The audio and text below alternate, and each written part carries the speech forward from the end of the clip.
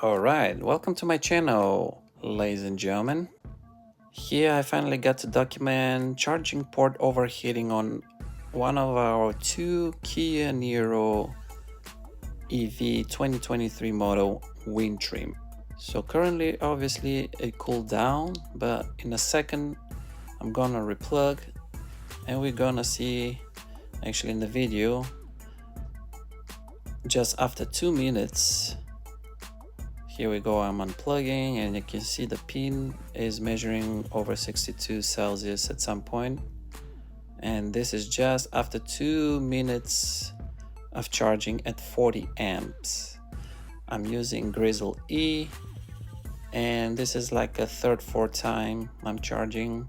Right now outside is close to 50 Fahrenheit or 10 Celsius, so it's not like it's hot, it's night, doesn't get hit by the sun.